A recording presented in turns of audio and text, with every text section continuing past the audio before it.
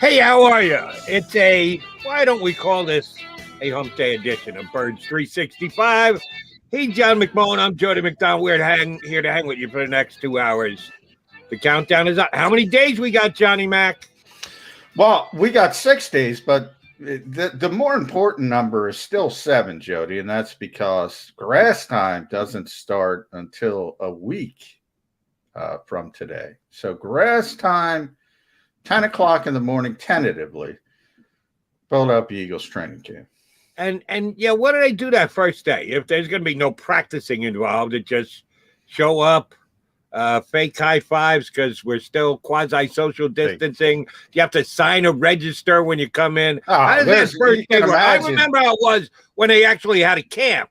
You had to go with your bunkmate into a room in a dormitory somewhere. There's no more of that. So what do they actually do on the first day? You got to move in. I remember guys lugging air conditioners. That's how, to go in college dorms. That's how old I am. But there's a lot of logistics. Obviously, it's like everything else. You got to get tested. You got to get all this stuff. You got to sign your waivers. You got to take your physical. You got to, the coaching staff. And that's why at some point, I always say the head coach, first-time head coaches, everybody has said it, not picking on Nick Sirianni here. Nick Sirianni's going to come up to us one day and goes, man, he's going to say, I didn't know how much non-football stuff I have to deal with. He's going to say it.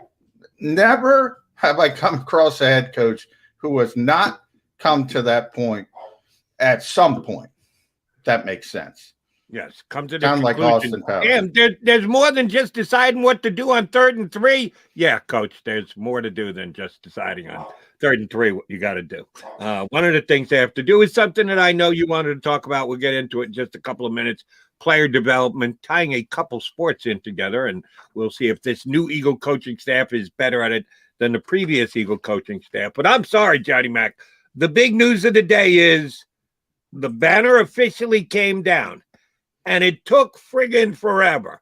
151 days. By the way, Jody, do I get credit for that? I said it would happen right before camp when it happened. Deadlines spawn action. You are correct. You were correct. I give you the nod for that one. It doesn't matter that you read the calendar well. I can read the calendar well, too. Embarrassment that the ex-quarterback's picture was up there for 150 days after he was traded. But while I knocked the Eagles, I'll give them credit. They turned around and got a new banner up there ASAP. It wasn't like we stared at the wall. Because deadlines. You got to get it up there. You got to get it ready. Now's the time.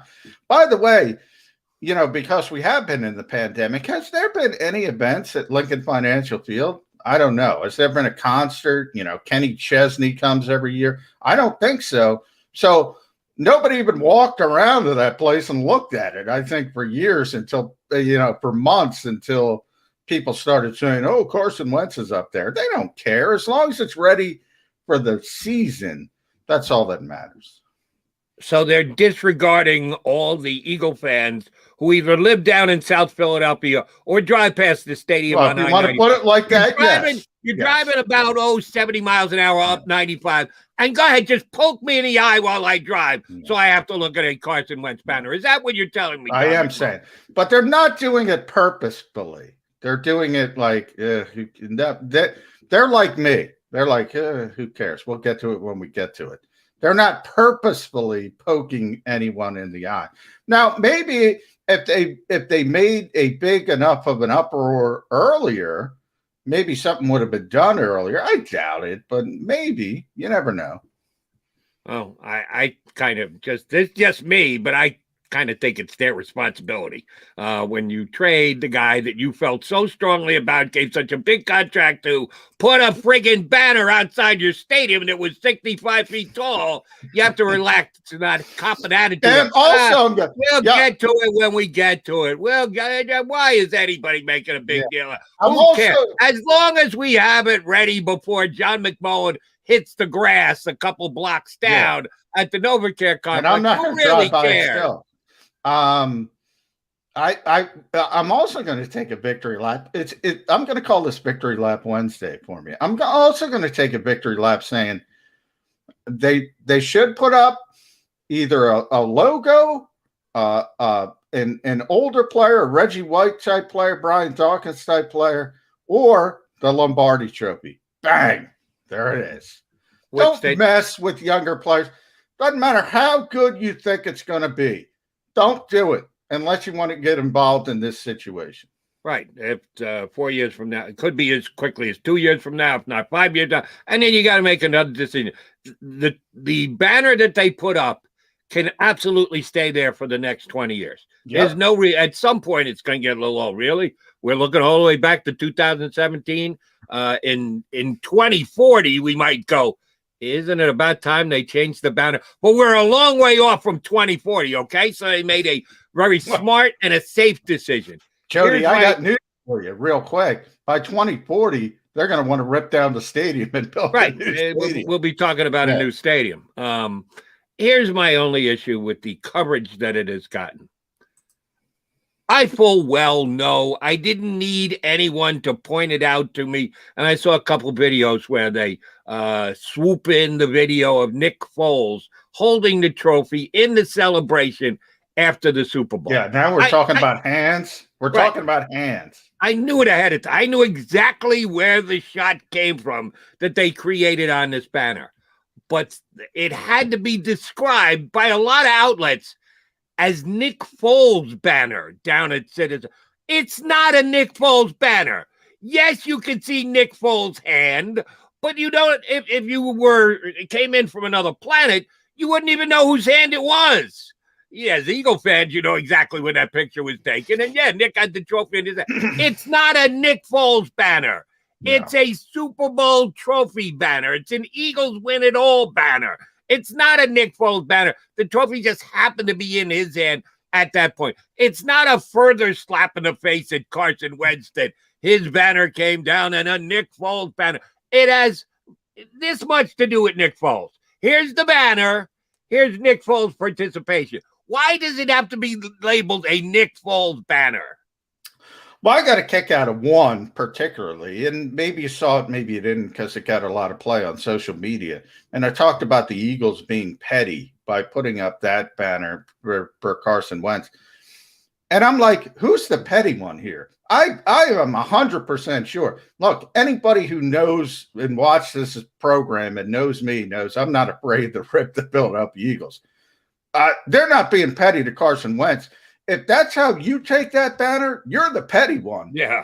You are the petty one for that even entering your mind, because I guarantee you it didn't enter anybody's mind making that decision. I mean, that's absurd. People like to be outraged, Jody. They come up with, I mean, it doesn't matter. If it were Doug's hands, they would have said, well, you fired the coach and you put his I mean, settle down. It's a picture of the Lombardi Trophy because it's the only Lombardi Trophy this organization has ever won. And by the way, Jody, if you want to be outraged at something, maybe be outraged at the fact that the guy who coached the team to that Lombardi Trophy got fired inside of 3 years. That's worthy of outrage, not claiming the team is petty for putting up a picture of the Lombardi Trophy. They should hold on to that like grim death, because they have done everything wrong since the day they won that trophy, basically. And the only thing that outrages me is 151 days from the day that Carson Wentz was traded. You poo-poo and say nobody's down there. It doesn't really matter. Baloney. Eagle fans know where their stadium is. A lot of people drive by it every single day. It should have been done a hell of a lot faster than 151 days. Now, they got it right. I give them credit, as John McMullen suggested, make it about a something other than an individual player, a former player, an all-time great, maybe a slap shot from the parade. There was a couple ways they could go. The Lombardi Trophy absolutely works. The Eagles shouldn't have to worry whose hand is in the shot of them holding the Lombardi Trophy. Ridiculous. But they should be a little embarrassed that it took them 151 days to get a new picture up there. That is embarrassing. Yeah. It's like $1 billion nothing. I'm surprised tumbleweeds don't fly by. There's nothing there because of the pandemic. You probably couldn't even let the workers in until 2 weeks ago. Who knows? I don't know. But the point is, hold on, Johnny. Don't give me the pandemic. Did they play home games in the stadium last year? Yes, they did. Were there fans in the stadium last year? For a very short period of time. A very short period, and only a small percentage. But there were fans actually in the stadium. Yeah, and they played but you home didn't let me games. finish. So then what does Jody. the pandemic as an excuse give you to say, well, we don't have to do it now because it's a pandemic? Because they would have been ready for week 1 of the preseason. They are ready in week 1. I said they would be ready by week 1, and that's all that matters. Week 1 of preseason, because that's I forget the preseason schedule, whatever the opener preseason game is at home, that's when it's got to be ready. That's when it's got to be up. They did it in plenty of time. So it's not the pandemic, it's the off season. During the off season, you don't have to care about what your stadium looks like. If you run that back. I said, who knows? I'm saying, with the pandemic, the city of Philadelphia, the restrictions, I'm saying, who knows, Jody? I'm saying nobody in the organization cared to think about it before week 1 of the preseason. And by the way, that's not different than any other year because they don't prepare anything until the very end. So even if Carson was here, other sort of accentuations for the stadium would have been done at the same time. Maybe a different player got blown out. Maybe, I don't know. You come up with any scenario you want to come up with. They do it at the very end. That's why I said it. It's not new. It's business as usual. And the business that they do from the time that they tanked the last game of the season against the Washington football team until when they're going to report to the NovaCare complex last week, it was so much. They were so busy that no one within that organization could say, they're all on vacation. Hey, like everybody else. We've got this banner outside of Carson Wentz, and we actually traded him. What do you think we should do about it? Just leave it up there because nobody's going to walk by. No one actually drives by on I-95 to the stadium. So table that. Get back to us when the summer rolls around. I rarely defend the Eagles, but I'm going to defend the Eagles here.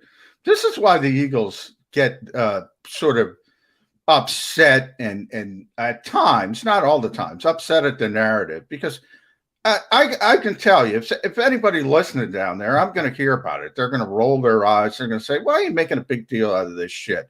And by the way, I agree with them. And people who make a big deal out of this are the ones who are being petty, not the Eagles for putting hands of Nick Foles in the Lombardi trophy. They're the petty ones, Jody. I'm not calling the Eagles petty. I'm calling them irresponsible. There's a difference between petty and irresponsible. You leave it up there for 150 days. You're telling the Eagle fans. Quick question for you. What's the name of this show? Birds 365. 365.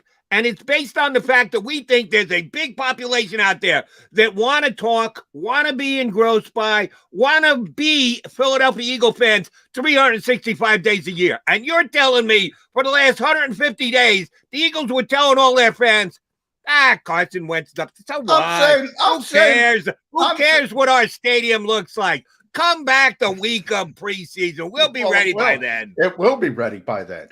My point is, if that's what makes you upset about this team right now, you got to look in the mirror because there's plenty of other things to be upset about that have some substance to it. That's what I'm saying.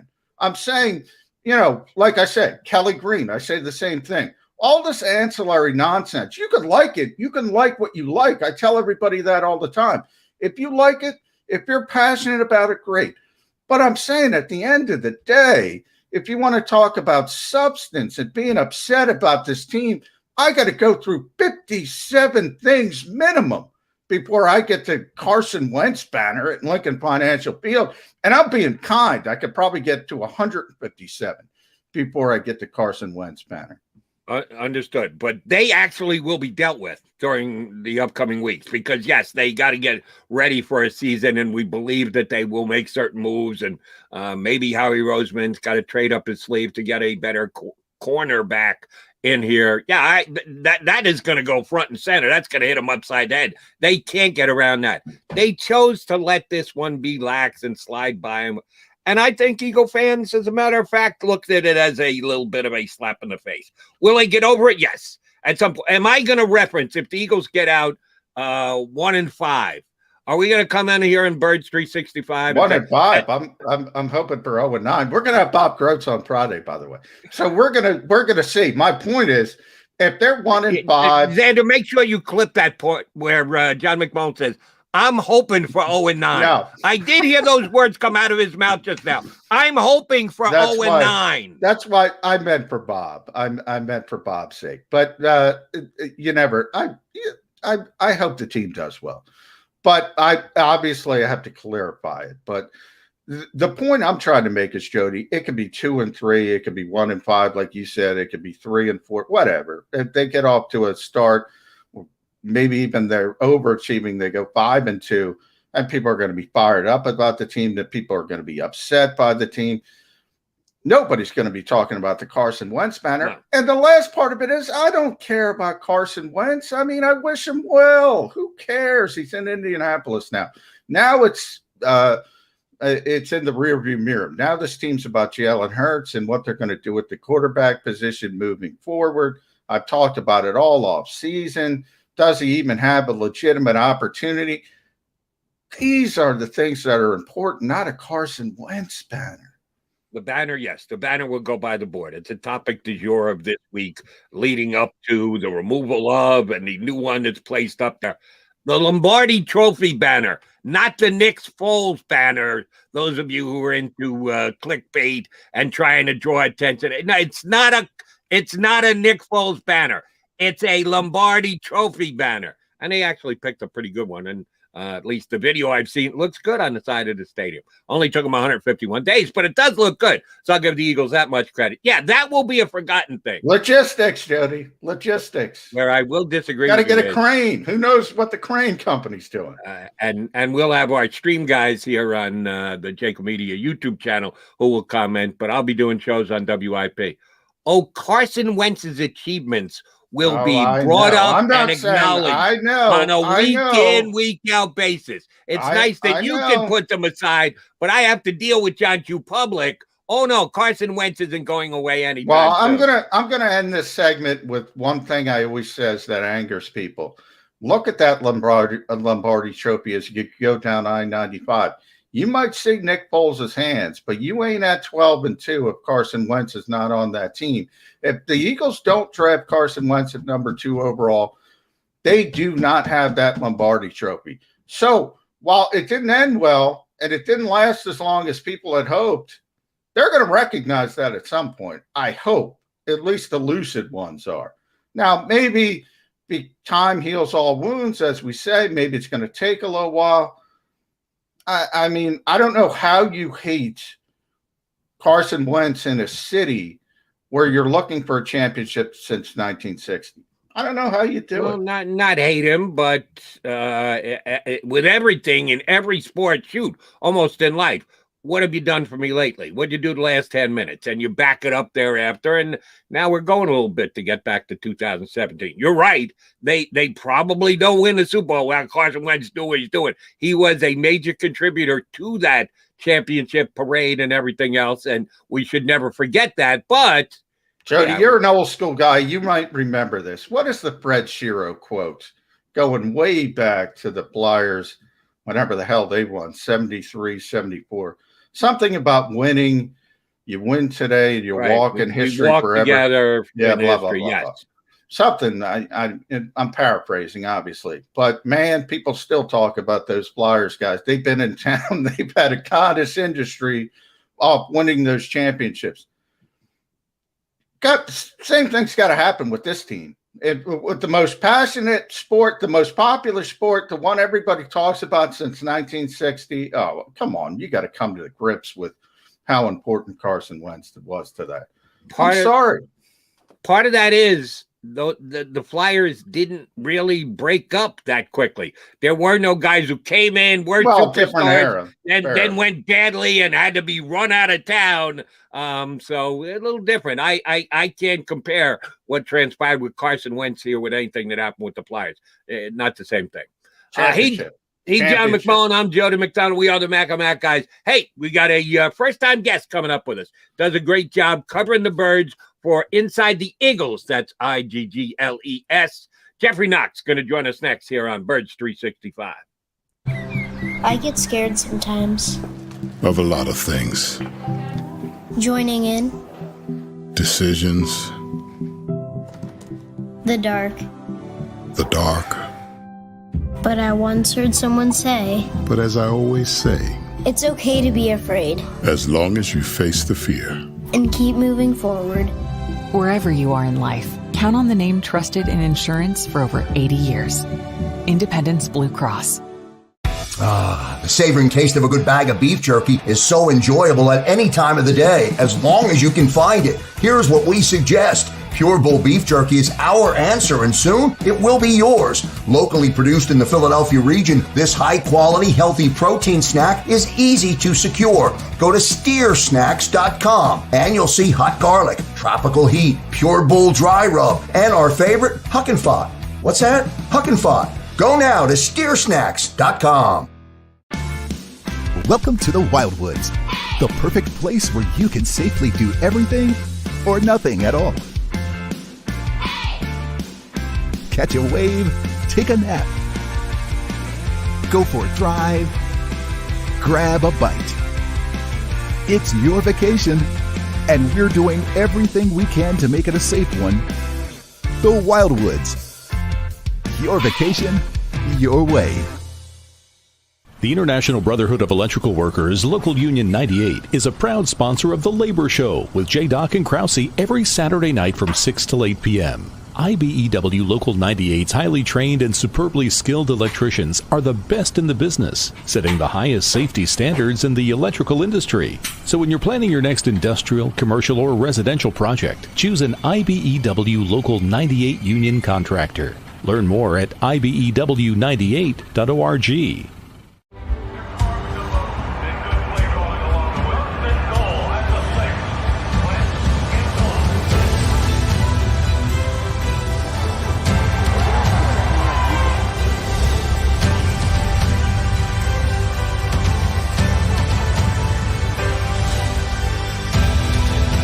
Field of life, First Trust Bank is there for you.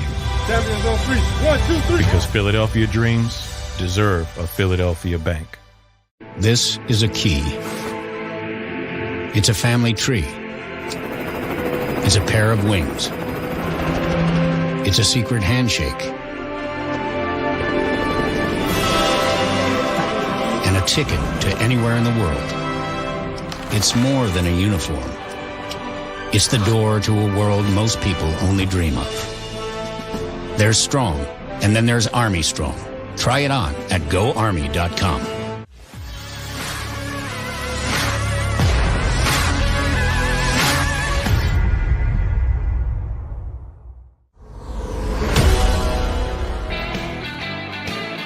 Hump Day edition of Birds 365 here on the JAKIB Media YouTube channel with the Mac guys, McMullen and McDonald. We add a third voice here, a guy who I've been lucky enough to get on my radio show a couple times over the last year. He's a major contributor to InsideTheEagles.com.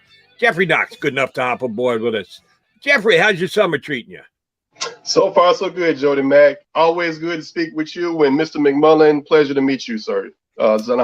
Nice to meet you, Geoffrey. So I don't know, you were on hold if you heard Jody and I talking about the banner on the side of Lincoln Financial Field. How big of a deal is it to you that the Eagles took? How many days, Jody?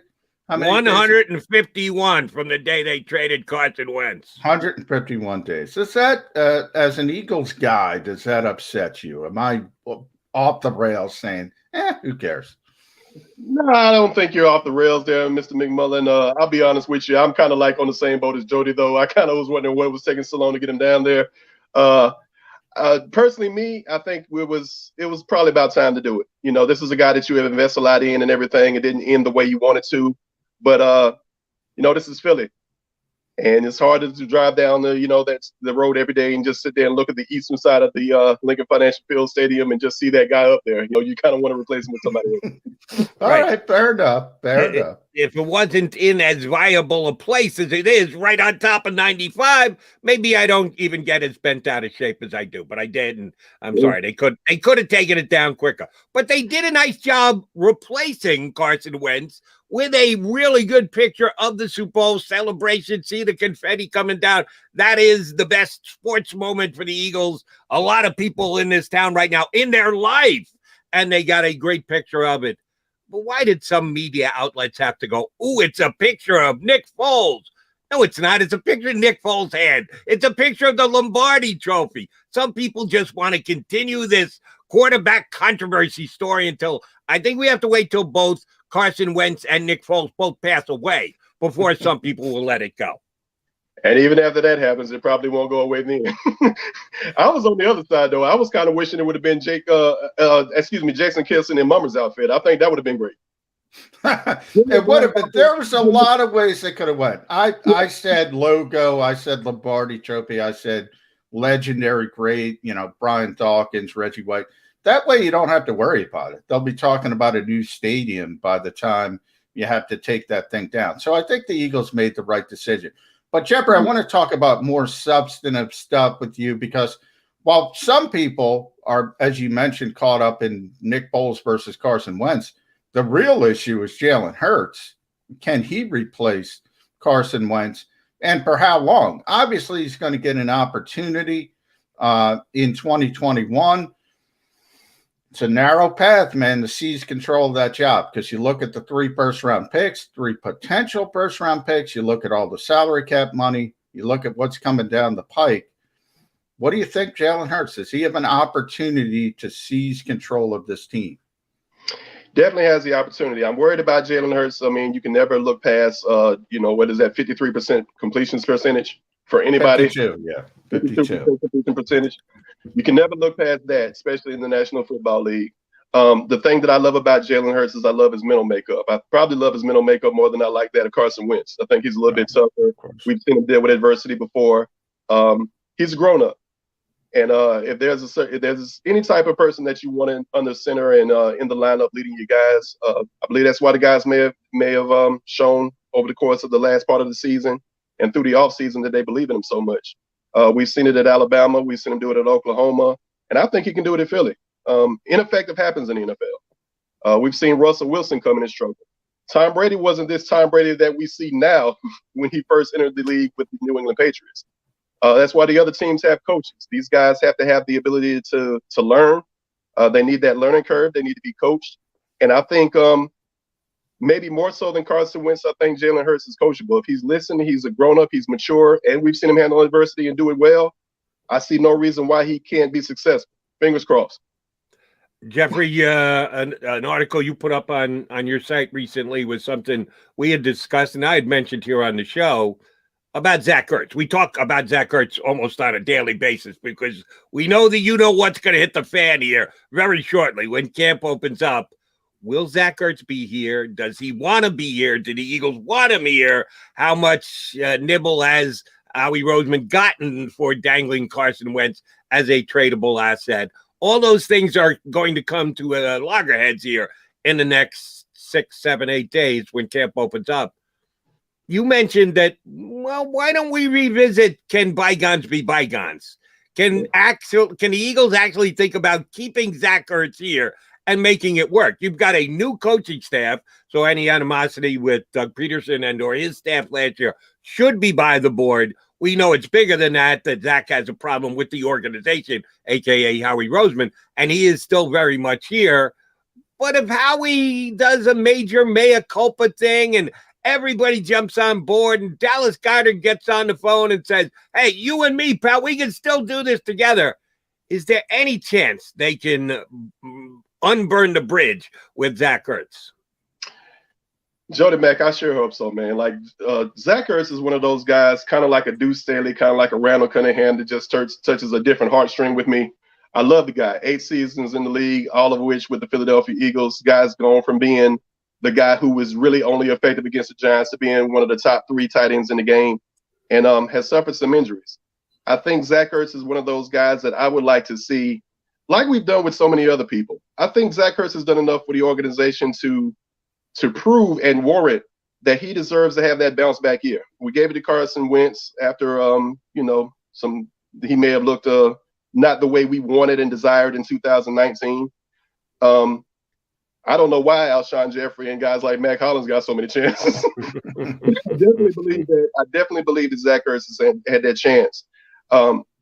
Does he want to be here? I don't think he wants to be around Howie. I don't think he wants that relationship with Howie that he once did, but he loves the city. We've seen him brought literally to tears over his love for this city, this organization, this franchise.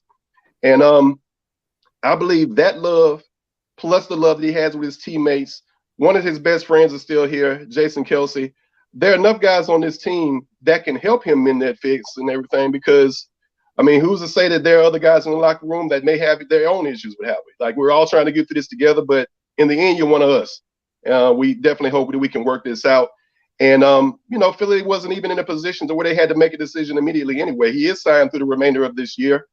But I also understand the business of the NFL as well. There's always a desire to want to get the most out of somebody that you can get out of them while they're still tradable.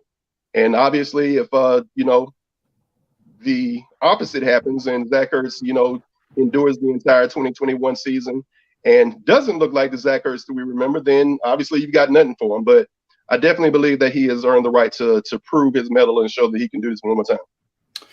So, Geoffrey, one of the most difficult parts of Howie's job is sort of that balancing act, and the fact that you have to, it's probably better to give up on a player a year early than a year late. It's the cliche in this league.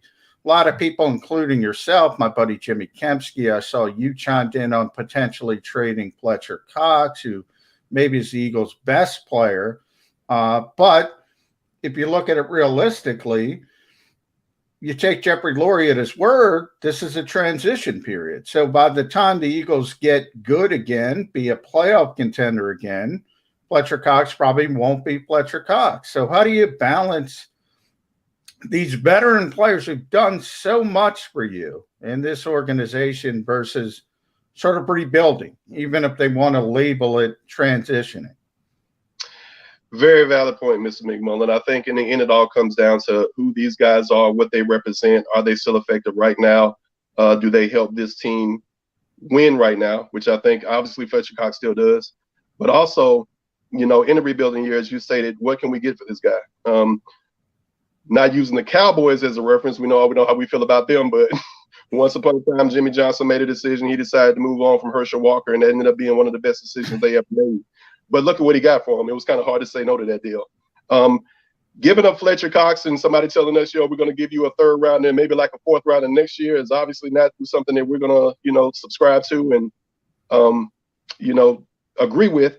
But Fletcher Cox is one of those guys that, is still effective right now, still at the top of his game right now. We've gone years and years upon years saying that he was the second best defensive tackle in the league behind Aaron Donald of the Los Angeles Rams. I'm not sure that's the case anymore. I think I kind of moved Chris Jones from the Kansas City Chiefs up to number 2 now, and I got Fletcher Cox at 3. But he's effective. There are a lot of contenders in the league. We may not be one of them, but he can help somebody win. And if there's a package that's put together that's almost something that you can't walk away from, like the Godfather said, an offer that you just can't refuse, then it's definitely worth exploring. I'm actually on the boat where I don't really want Fletcher Cox to go anywhere, just like I don't want Zach Ertz to go anywhere. But at this point, the position this team is in, coming off of 4-11 in 1 year, you got to explore all options to get better. My issue with the option of Fletcher Cox being traded is timing.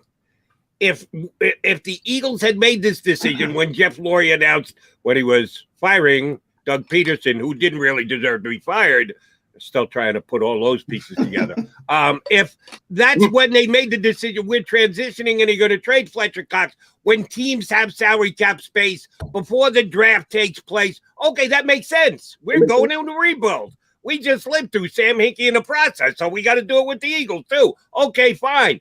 You don't come up with these plans in July whenever nobody's got any cap room left and think they're going to create the cap room. And, oh, by the way, we're not going to give you as much as maybe he's worth because we're doing it this time. The timing of it is the thing that bothers me. And because of that, that's why I think Fletcher Cox has to stay and will stay for this upcoming season. All right, so they're good at tackle, but they're not good at cornerback. A lot of people have thrown out this scenario where Howie Roseman, a couple of years ago, he made a trade for a cornerback in August. As a matter of fact, when he picked up Ronald Darby, don't discount the trade of a cornerback to the Eagles to upgrade that position. We can't dismiss it, but with every passing day, the possibility of a trade becomes a little bit less as we get closer to opening day. Are they really going to start the season with the group that they have in the cornerback room right now? If they do, they seem to be happy with what they have and everything. They seem to be happy with Zach McPherson. I have an issue with going to a conference in college football where they rarely play defense and getting a defensive guy and doing it in round 4. Or was that round 5? Round 4, yeah. Round 4. So I look at Zach McPherson and there's a little bit of worry there. I'll be honest with you. I didn't watch a lot of Texas Tech football. I don't know if you guys did. I normally defer to guys like you on that point because you guys have done this way longer than I am. I look up to guys like you when you're a lot smarter than me about stuff like this. But, just that reason alone, I'm kind of like worried about Zach McPherson. We've seen Avant Maddox be successful at times. I always felt like he could be a lot better if he could tackle. We know what Darius Slay brings to the table. Michael Jaquette scared us with that Dallas Cowboys game. I think the new guy, Shaquille Taylor, I believe his name is. Shaquille. Jonathan Gannon over in Indy. So I believe that tie is probably going to get him in maybe as the 6th guy. But we've seen these things happen late, Jody, and these teams are patient almost to a fault, I guess. You could see that late midnight hour trade. And it wouldn't surprise me if it happened. I've heard the stuff about, maybe signing Steven Nelson. I don't think that anybody values Steven Nelson the way that Steven Nelson values himself. That's true. He's a little bit better Josh Norman. Josh Norman actually just talked himself into contracts and made us believe that he was better than he actually was.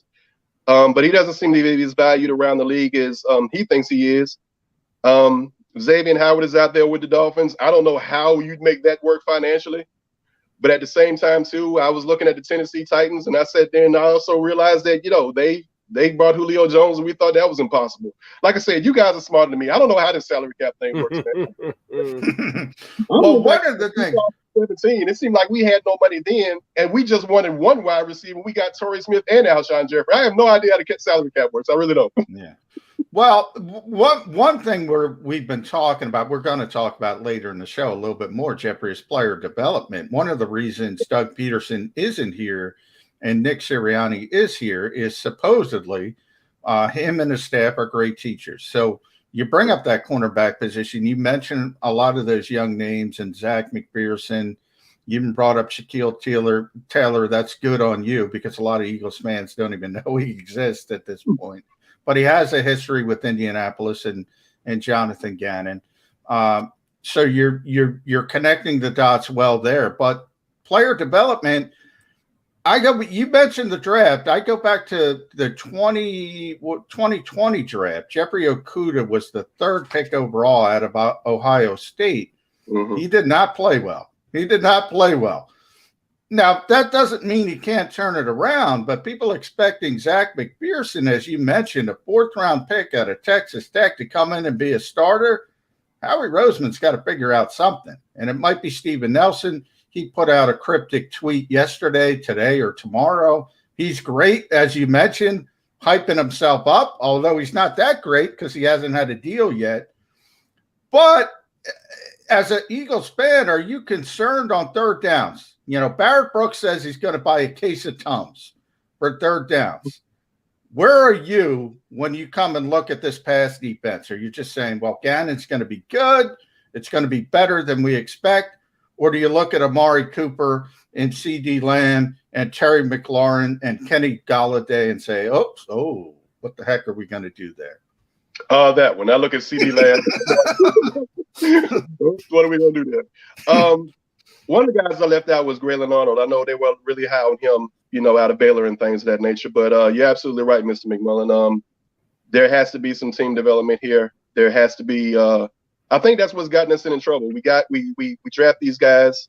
They don't pan out, and then we have to mask some of this by just continuing to go out and buy free agents and things of that nature. And you know, it just never gets better. And those free agents get old quick, and then you have the injuries. And then we've been so unfortunate that, you know, people start to get hurt that are supposed to be young. So I'm scared to death.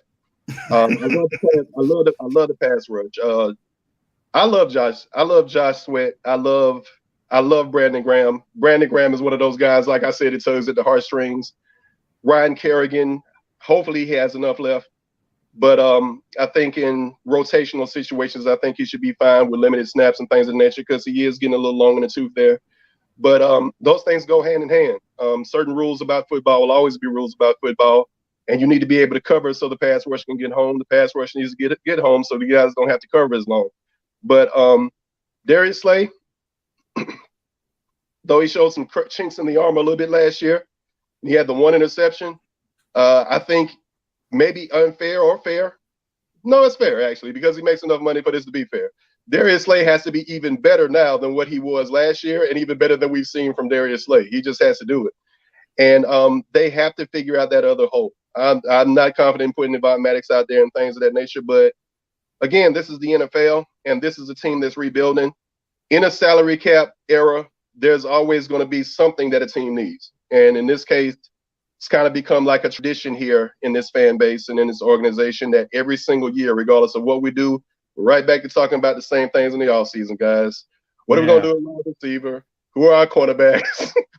Well, you bring up Darius. I think Slay, as he likes to be called, I think he's going to have a great year for this reason, Geoffrey. If you're an opposing quarterback, why even looking at Slay? Why throw his way? Why even bother? Because he's still a good corner. He's still a really good corner. And quarterbacks are smart, especially veteran quarterbacks. They're going to say, all right, let's leave Slay alone and let's take advantage of these guys. So I think the perception is Slay is just locking people down. Yeah, that as well. And I actually see that as an argument, but also see the other thing. I'm actually at the point now where towards the end of last year, it looked like some of these veteran guys didn't look like they were as frightened to take on Slay as we thought they might be. And you know, if you win 50% of the time, that's good. You can still take advantage of everybody everywhere else and things of that nature. But yeah, I think I'm right on the fence with you. I think there's a possibility of him having a great year, and I think there's also the possibility of maybe, you know, we seeing some things that we may not like from that. But I think more often than not, you're going to get a lot more good than a lot more bad than from Slay. Geoffrey, you mentioned the wide receiver position, yes, which is a cottage industry in this town. Who's going to play wide receiver? What are we doing at wide receiver? Why don't we have wide receiver? Why can't we get a 600-yard wide receiver? Well, I think they will actually accomplish that this year. And his name is Devontae Smith, and they aggressively moved up to take him in the first round. I've been a huge fan. I thought he was the best receiver on Alabama 2 years ago when two of their wide receivers were taken in the top 15 in the draft. Guys like me and others putting a lot of pressure on Devonta Smith. We want him to come in here and not only be the Eagles' best wide receiver, but 1,000-yard plus wide receiver, and maybe a 7 to 10 touchdown type wide receiver. Are we putting too much on Devonta Smith's plate? No, because it's the NFL and same thing. Like when you're sitting there talking about top 10 picks and everything, these guys are just going to have to deal with that pressure, whether it's fair or not. This is the league, you know. Welcome to the league, rookie. You know, you got to line up against these great guys that you've been watching on TV for the last 4 years, and some of them for most of your life. But no, but the one thing that I love about Devontae Smith, even though we may be heaping some unnecessary pressure on him, is I think he can handle it. I think he's the guy. I think this is the guy that we've been looking for. Finally, we got something right. Philly decided, you know what, let's go in the draft and let's actually look at the team that's actually one of the dynasties in college football and try to find some talent there. So I love him, not only him, but Landon Dickerson. I think if Landon Dickerson is healthy, again, fingers crossed, I think he's the best interior lineman in this draft. I also think Devontae Smith helps make other people better. I think he opens up things underneath for Dallas Goedert. I think he makes a Jalen Reagor better. Jalen Reagor was probably in a position that the same type position last year where the unnecessary pressure was heaped on him, and we saw him crack under it to some extent. We also saw the injuries. But I honestly believe that Jalen Reagor serves a role that he should have served in the first place. He's Robin to somebody else's Batman. I think he's fine. And without the pressure of him having to be the guy, without the pressure of, you know, everybody looking at him and maybe making all the statements about him, now they're talking about somebody else. I think you actually, because of Devontae Smith's presence, you get a great year out of him and also Jalen Reagor, and maybe even Travis Fulgham on their way down, because now you got Travis Fulgham lining up against the third best cornerback on everybody's team now. Yeah, I've said the same thing, Geoffrey. I think there's going to be a domino effect with Devontae Smith. I don't think Jalen Reagor is a legit number one receiver in this league, but number two, less pressure. I think he fits in. Travis Fulgham, maybe he's not a 2, as a 3. That's not bad. So I think the domino effect starts to take over if Devontae Smith turns into what we think he's going to be. But I want to shift. We've gone pretty late in this interview. I haven't brought up the head coach, Nick Sirianni. So I want to get your thoughts about Nick and his staff, because look, Michael Clay, youngest special teams coordinator in this league. Nick Rollis, youngest position coach. Nick Rollis is the same age as Alex Singleton, basically. Not a lot of experience. Not a veteran sounding board, so to speak. You've seen it a lot of places. Sean McVay always bring up with Wade Phillips. Even Doug Peterson as a first-time head coach at Jim Swartz. How do you feel about this coaching staff, and what have been your sort of first impressions? They'll take some lumps. I think once we got over the desire to pick on Nick Sirianni and everything, and I settled down and kind of took my emotions out of the argument, I like Nick Sirianni a lot more now than I did when he was hired. Clearly, the guy doesn't drink decaf. But Nick Sirianni has that desire to succeed, and he cares. And after several years of just seeing so many coaches that look like they didn't, I love him for that reason. Again, these guys are going to take their lumps.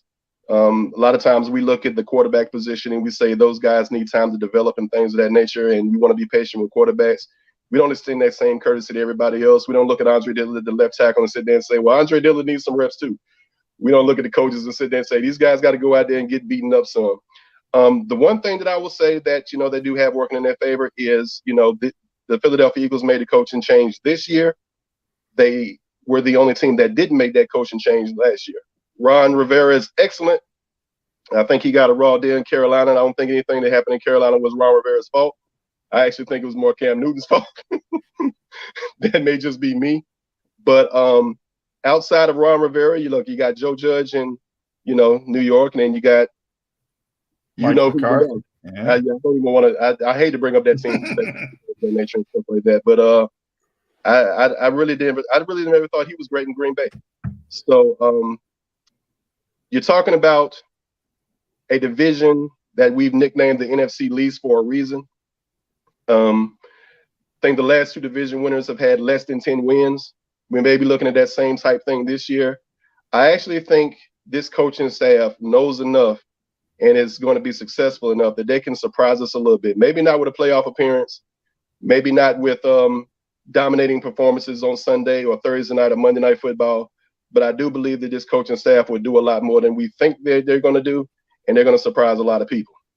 Anytime a group, an individual building into a group are doing something for the first time, certainly Nick Sirianni, head coach, his 2 coordinators stepping up into larger roles, guys getting promotions along the coaching staff, they either answer the challenge or they don't, and we'll find out once the season starts. But the other big concern for me going into the year, Jeff, is people are speculating as to how involved the general manager and the owner are going to be with hands-on coaching with this team. That because Nick Sirianni is a first-time starter, wet behind the ears, never been in charge of a team before, he's going to be very influenced, either by Howie Roseman and or Jeff Lurie. We believe they were influencing Doug Peterson too, and they did win a Super Bowl that way. They had a collapse of 4-11-1 last year too, so it all needs to be evaluated. How much is it a concern of Eagle fans? Do you think that, Jeff Lurie and Howie Roseman are going to be pulling the strings behind a puppet coach in year 1 like Nick Sirianni? Very concerning. I actually, I'm of the opinion that that was one of those things that Chip Kelly was right about. Chip Kelly actually decided, I'm going to take Guy Roseman, I'm going to bury him in the equipment room. Who would have thought that would have been one of the better decisions he could have made? But very concerning, very concerning. I remember these were the type of conversations we used to have about the Dallas Cowboys. They were supposed to have the milling owner, and they were supposed to have the coaches that were on the the puppeteer strings and things of that nature. And it looks like that may have been, unfortunately, one of the reasons why Nick Sirianni was hired. If that was the case with Doug Peterson, who knows if that came later or if that started at the beginning, but if that was the case with Doug Peterson, it worked to some extent. There just were issues when, they just had certain things that they didn't agree with and things of that nature. Doug Peterson, whether he was saying this out of just being the nice guy that Doug Peterson is or whether he actually believed it, he always talked about that mixture and how important it was and things of that nature. I don't know much about Geoffrey Lurie's football intelligence, things of that nature, but it seems like he cares. And whether we subscribe to it, whether we agree with it, whether about it or not, looks like that's the situation we're in. But I can definitely see reason for concern, because that should always be a reason for concern from a fan standpoint. Well, I can tell you from a fan standpoint, Geoffrey, that Geoffrey Lurie cares. I mean, one thing I always say, the worst thing you can have as an owner is somebody who is apathetic, somebody who doesn't care.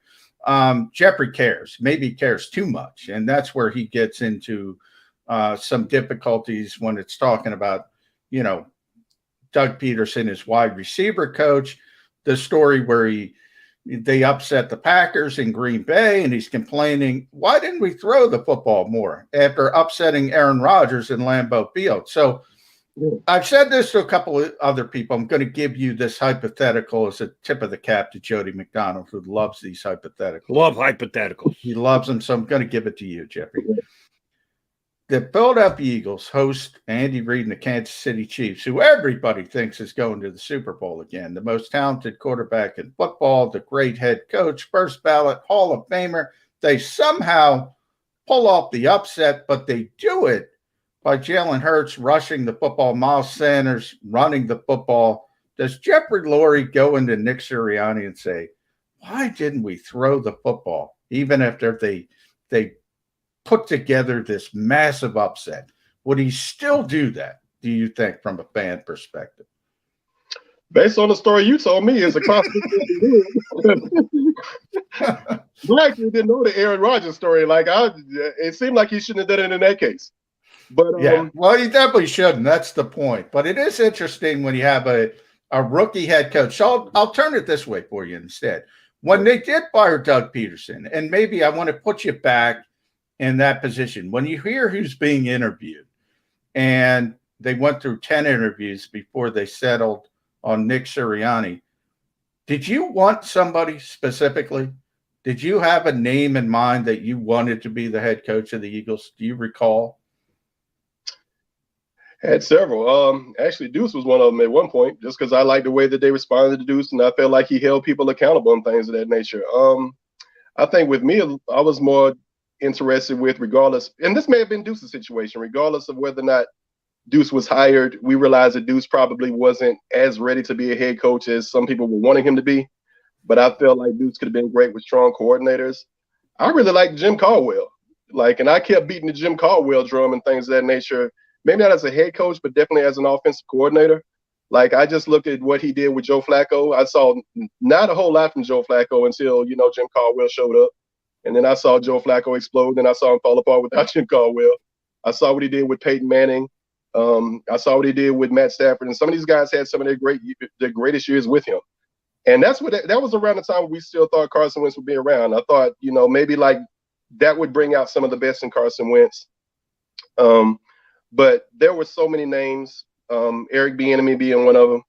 But as Eric Bieniemy didn't get his interview, but as guys started to come off the list and things of that nature, I was kind of feeling like, we're going to end up with somebody we may not know or really don't want. But at the same time, too, though we've had our moments of picking on Nick Sirianni, I think we're past that now. And I'm feeling hopeful and I'm feeling confident, especially from a fan standpoint, because we didn't know who Andy Reid really was either. We didn't know a whole lot about him and whether his And we definitely didn't like the Doug Peterson hire, and that turned out all right. So hopefully this is just another chain in that same succession. Geoffrey, last one for me, and we thank you much for doing this and getting up early with us today. I'm going to finish with a hypothetical, too, since John McMullen opened the hypothetical door. I'm stepping through it, that's for damn sure. Jalen Hurts plays well enough. He doesn't embarrass himself or the organization. He's not the Carson Wentz finished up the 34th ranked quarterback rating in the league last year when there are only 32 starting quarterbacks. He's not down that low, but he's not in the top 10. He's probably not in the top 20. He's somewhere in the 20s, 22, 23, 21. And the Eagles win some games, but they're only in a playoff spot with a month to go because they're still in the NFC least. Maybe one of the teams catch 5. Maybe the Cowboys with Dak come back and they're well above. Maybe the Giants have a tremendous year. Maybe that Washington defense is as good as it was last year and the division is up for grabs. But in my scenario, it is.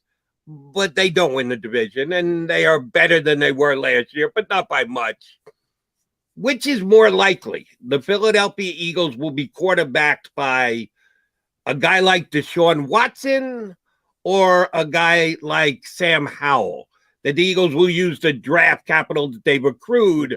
They're going to have a pretty good draft pick of their own to start with, and they have to move up. They got the wherewithal to do it.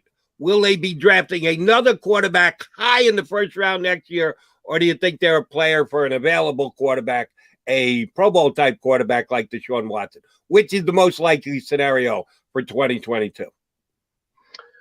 Let's say we go through the draft. Hopefully by then they've, learned a lot of lessons from a lot of things that they've done wrong. We've relied on free agency so many times in the past. We realize that there's some issues, with Deshaun Watson and some of his situations from a personal standpoint. But I would rather us go the route of free agency if we're right there. I think you pick up free agents and, great free agents if you're right there up on the cusp. Not up on the cusp. And I think you and I, Jody, had actually spoken one time about the possibility of them taking a quarterback this year. And I believe that was something we agreed that, had they done that, we probably would have been on board with the decision to do so. The best quarterbacks were gone by the time, we got to 10 and, we end up with. Oh, no, that's not true. Justin Fields was still available. And remember, Jody Mack told you Justin Fields is going to be a franchise type quarterback. Don't forget that, buddy. You're right. Okay, so I was wrong on that. I misspoke on that point as well. But I think the best scenario in this case is to actually go with the draft. Let's build from the draft for a while. Let's actually try to see if we can get some guys in here that can be good. I still believe in the 2020 class. I feel like, we shouldn't give up on them yet. This 2021 class has an ability to be good as well.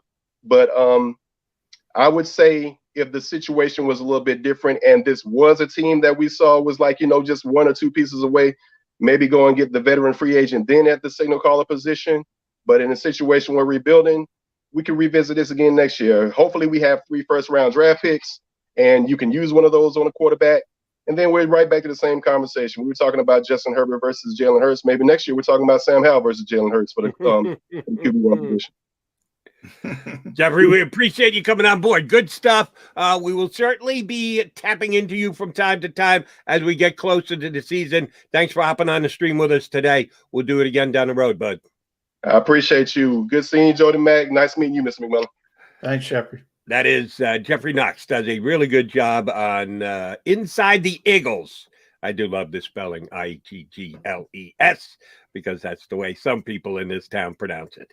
He is John McMullen. I am Jody McDonald. We are your Birds 365. We all know what birds means. That would be IGGLES as well. Many different ways to refer to the football team here in town. We'll come back, continue the conversation on the Eagles, the Birds, the Eagles. Call them what you want. We'll continue to talk about them here on Birds 365. I get scared sometimes. Of a lot of things. Joining in. Decisions. The dark. The dark. But I once heard someone say, But as I always say, it's okay to be afraid. As long as you face the fear. And keep moving forward. Wherever you are in life, count on the name trusted in insurance for over 80 years. Independence Blue Cross. The savoring taste of a good bag of beef jerky is so enjoyable at any time of the day, as long as you can find it. Here's what we suggest. Pure Bull beef jerky is our answer, and soon it will be yours. Locally produced in the Philadelphia region, this high-quality, healthy protein snack is easy to secure. Go to steersnacks.com, and you'll see hot garlic, tropical heat, Pure Bull dry rub, and our favorite, Huck and Fod. What's that? Huck and Fod. Go now to steersnacks.com. Welcome to the Wildwoods, the perfect place where you can safely do everything or nothing at all. Catch a wave, take a nap, go for a drive, grab a bite. It's your vacation, and we're doing everything we can to make it a safe one. The Wildwoods. Your vacation, your way. The International Brotherhood of Electrical Workers, Local Union 98, is a proud sponsor of The Labor Show with J. and Krause every Saturday night from 6 till 8 p.m. IBEW Local 98's highly trained and superbly skilled electricians are the best in the business, setting the highest safety standards in the electrical industry. So when you're planning your next industrial, commercial, or residential project, choose an IBEW Local 98 union contractor. Learn more at ibew98.org.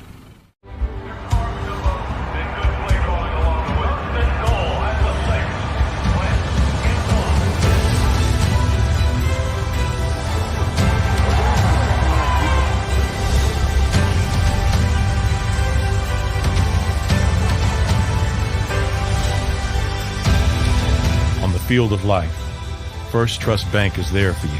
Champions on three. 1, 2, 3. Because Philadelphia dreams deserve a Philadelphia bank.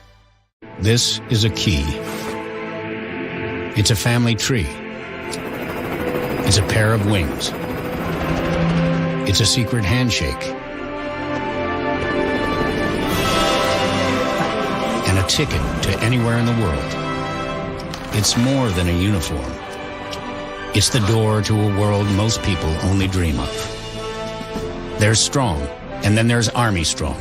Try it on at GoArmy.com.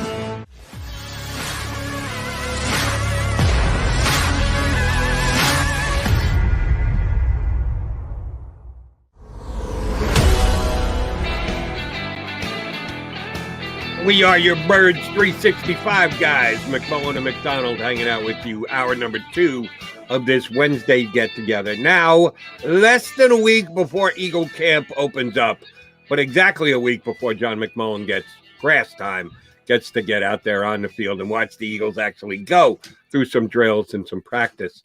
We're leading up to the season, and that's what we're talking about.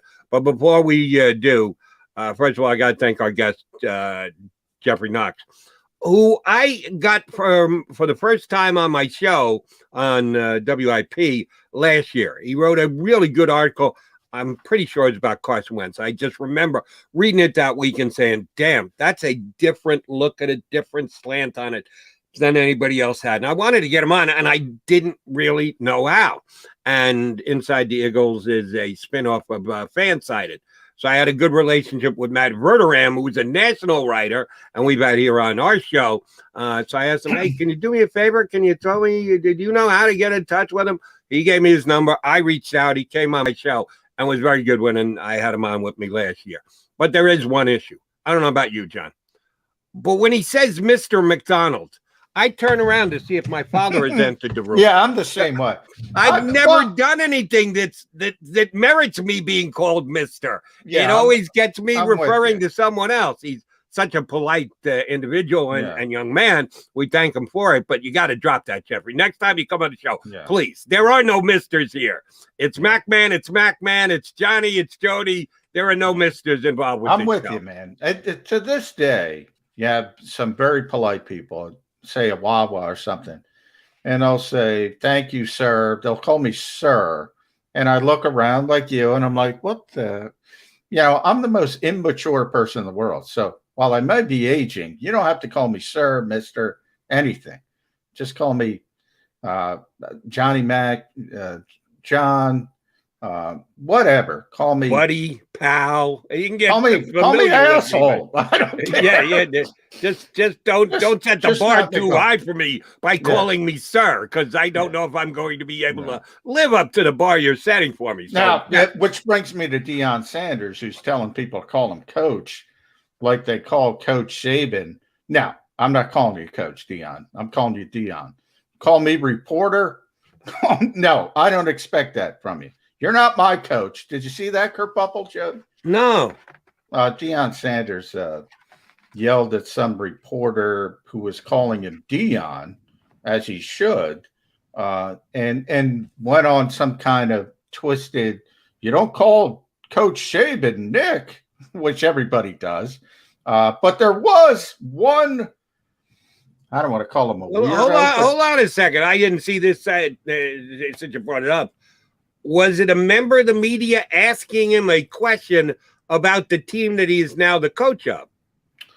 Yeah, it was at media day. They had a media day for the SWAC, and obviously Deion is now the head coach. Where's he the head coach? Jackson State. And yeah, I mean, he went onto a "you should call me coach" type of thing. Now there was some. You know what? I'm with Deion on that one. No, if you are in a media session and you are addressing him as the coach of the team, if he wants to be called coach, you should call him coach. Absolutely not, Jody. Absolutely not. If he's not our coach, now that it's not a sign of disrespect. You want to put something on a pedestal. You want to put somebody on a pedestal. They're not players call him coach, and you'll hear me call a guy coach slipping occasionally. I might do that I called Doug Peterson Doug for 5 years. I call Chip. Nobody has a problem with it. Nick Saban doesn't have a problem with it. Everybody calls Nick. They're not our bosses. They're not signs of power. That's the whole point of the given. You're supposed to hold these people accountable. No, we don't call coaches coach. We don't do that. We're never going to do that. And people who do that, young reporters, you should stop doing that right now. It's not good. No, I disagree. I think it is a sign of respect. And if you have achieved that, I know what I've achieved in my life, and I don't deserve sir. If you've gotten to the point where you are a head coach, I think that you can ask the individuals who are asking. Now, as soon as you walk away, you don't got to call him coach 24/7. You see him at the dry cleaner, you call him whatever the hell you want. But if you're in the setting of asking questions of the coach of a team and he says, do me a favor, call me coach, you call him coach. Don't do it. Young reporters, don't do it. Don't do it. Don't do it. No, I guess I'm like Jeff Knox. I have some manners, and yes, I would. That's nothing to do with manners. And by the way, has to do with respect. Every coach. Why am I not respect? I'm calling Nick Saban his name, Nick. And by the way, Nick Saban would never get upset that I would call him by his first name. No coach, Bill Belichick, Greg Popovich, who was the most ill-tempered coach I've ever covered in any sport, had no problem whatsoever with me calling him Greg. They understand the situation as well. I'm not disrespecting Greg Popovich by calling him Greg. That's his name. He's not my coach. Okay, if you don't think that Deion Sanders or any coach, and Deion just happens to be the guy we're discussing today because he decided to clarify it. If you want to be called coach and you expect to be called coach, I think it's within your rights to do that. If you don't, if you're Greg Popovich or Doug Peterson or anybody else, and you are perfectly fine with being called by your first name, that's your choice. It's kind of like whether you should be vaccinated or not vaccinated. It's your choice. If you don't want to get vaccinated, no one can make you get vaccinated. But if you want to ask the individuals in the media to call you coach, I think it's within your rights to do so. Well, you can ask. You can ask whatever you want. You can ask to be the you know, the president of the United States and be called Mr. President. You can ask whatever you want. Nobody's going to listen to you. Well, but there's only one president. There are a whole bunch of coaches in the world. Yeah, but my point is, you could be the coach of you know, Rancocas Valley High School. Okay, you're the coach of those players. You can ask them to call you coach all you want. Don't ask me to call you coach. You're not my coach. No, I'm not calling. You can ask me. I'm not calling you coach. If you're asking a question about the team and his role as a coach, and he asks you to refer to him as coach, I don't think he's out of bounds by asking you to do so. You want to ask him, do you know a good restaurant in the neighborhood? Well, then no, you don't have to call him coach because it's got nothing to do with coaching.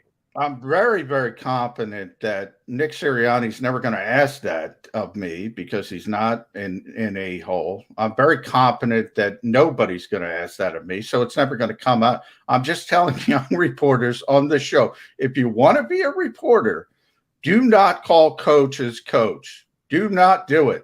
No matter what Jody McDonald says. Do you think coaches actually get perturbed? We know Dion's stance on it. He wants it. He put it out there that's what he expects you to do. Well, and by the way, most coaches don't like being called coach? By the way, Dion has been called Dion.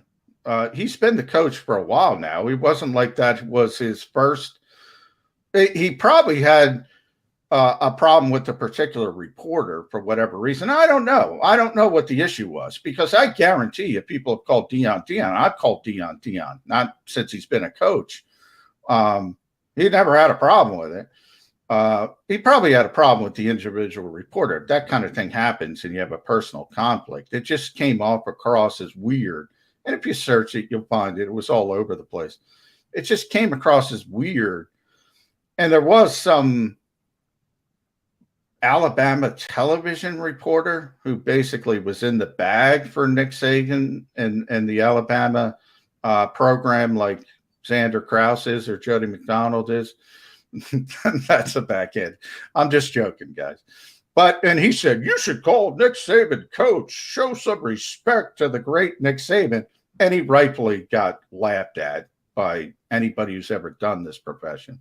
And by the way, Nick Saban had nothing to do with it. Because Nick's been around for a long time. He knows the score. Nothing to do with it. So I don't want to bring Nick Saban into this. But no, Jody, it's not disrespectful to call somebody their name. They don't have power over us. That's the whole point of this. The whole point of the adversarial process. You're supposed to hold these people accountable. I had Andy Reid on my show a couple times while he was the head coach of the Philadelphia Eagles, 2 or 3 over the course of all those years. My show didn't rate to get Andy Reid on a regular basis or anything like that. When I got him on, I called him coach. How's it going, coach? What are you going to do wide receiver this year, coach? So I was sucking up to Andy Reid by doing that? Is that what you're suggesting? No, I think you were doing it flippantly. Absolutely not. No, John, I'm looking you in the eye. I didn't do it flippantly. I did it respectfully. The reason that I did it was I was trying to show respect to the coach. Well, I can say, you know, if you feel that's respectful. Absolutely. That obviously is your personal opinion. That's fine. If you find calling him Andy disrespectful, there's where I would have an issue with it. I can also say, Andy would not care if you called him Andy at all. He wouldn't find it disrespectful. He wouldn't expect you to call him coach because he knows the score. I'm not going to kill you for calling him coach. I've called coaches coach flippantly, you know, just because I'm not thinking at the moment. And I'll say, hey, coach, what's up? Something like that. In a press conference environment, no, it's the exact opposite. No, never, ever. The only way I see it as disrespectful is if someone requests you to call him coach and you specifically refuse to call him coach. That's what I think. That's disrespectful to be asked. That's where we differ. That's disrespectful to be asked. To ask a reporter to call you coach is disrespectful. That's the disrespectful part. Yeah, you see that as disrespectful. I don't. I see that as within their purview if that's what they want to do. All right, we got off on a major tangent of how you refer to guys who are in charge of football teams. I want to ask you about guys in charge of football teams. Coach Doug Peterson. That way we'll get both in. We won't disrespect anybody. We'll call him Coach Doug Peterson. During his tenure here in Philadelphia, one of the knocks, and yes, we know Doug brought home the trophy, which now adorns the outside of the link. So he is never going to be thought of as anything without that being part of the equation. That has to be part of the equation. But we look at both the good and the bad, and yes, he is no longer the coach of the Philadelphia Eagles. One of the reasons is because during his tenure, there wasn't a great track record of player development. There weren't guys who were taken at a specific spot in the draft who then went out and overachieved. Who you thought they were going to be player A, they were player A plus. More often than not, if they were player A, they ended up being player C or C minus or D, or there are a couple Fs thrown in there that before you knew it, they were ex-Philadelphia Eagles. Player development is a big part of the game, probably a part that we underemphasize as members of the media. Let's compare the new coaching staff to the old coaching staff. What does the new coaching staff have to do to be better in player development than it was here during the Doug Peterson era? Well, the short answer is they have to develop players, but long answer is this is one of the reasons we are in the position we're in and why Jeffrey Lurie and Howie Roseman, more so Jeffrey Lurie, made the coaching change. And by the way, I think it's a fair criticism to look at the past couple seasons, the final couple seasons of the Doug Peterson era and say, yeah, guys didn't develop the way they should have developed. So I do think that is a fair criticism. There's many parts to it, obviously. We've talked about the time restrictions, the practice restrictions. It's a little bit different than it used to be. The Eagles claim this is a great teaching coaching staff. So we're going to see. I mean, this is how I'm going to grade this coaching staff more than results. How are young players developing? Jalen Reagor's a perfect example of this. Jody, I've said this to you a number of times. A lot of fans, a lot of media people, to be honest, they think it ends with the draft. You either get a good player or you get a bad player. And everything's in a vacuum. Justin Jefferson is great, and Minnesota's going to be great here. Jalen Reagor was bad here. He would have been great in Minnesota because Justin Jefferson was great. Doesn't work that way. Doesn't work that way. All situations are different. I always go back to Donovan McNabb in 1999 because he was lucky enough to be tethered to Andy Reid, who was one of the great coaching quarterback developers, certainly of this generation, maybe arguably the best. You know, who knows? Go back to that draft. There were so many quarterbacks, so many talented quarterbacks at the top of the draft. If one of them got tethered to Andy Reid instead of the situations they were in, and vice versa, Donovan McNabb had to go to Cleveland or one of these bad organizations, what would happen to Donovan McNabb? It's not a vacuum. You have to develop these players. And we go back to the NBA championship. We go back to the Sixers, the Milwaukee Bucks, the first time since Kareem was named Lou Alcindor, Jody. And you're probably one of the only people that are going to get that name, Lou Alcindor, at this point of time. And Bob Dangerous and Oscar Robertson. That's how long you got to go back for the Milwaukee Bucks to win an NBA championship. Giannis was the 15th pick in the draft. We talked about the process and you got to have the first round pick. You got to have the number one pick. You can't do it any other way in the NBA. Chris Middleton was a second round pick, I believe, Jody. Drew Holiday was here. He wasn't good enough. He wasn't good enough for these people, you know. But you get Michael Carter-Williams. That's where it all started, Drew Holiday. You get Michael Carter-Williams. You get Nerlens Noel.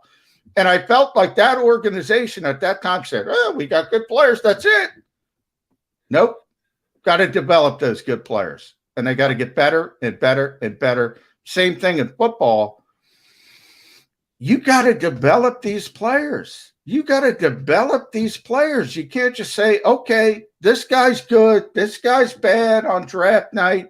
No, it is a process. That's the real process, not the nonsense that everybody talks about. And that's where Nick Sirianni's going to make his bones in this league, because that's what the Eagles are telling us behind the scenes. This is a teaching coaching staff. So let's see if they can develop. We're talking about cornerbacks. One of the great things I think Geoffrey Knox said was, let's talk about these young players. They got to develop some of these young players. Go get Steven Nelson if you want, but you still got to develop some of these young players.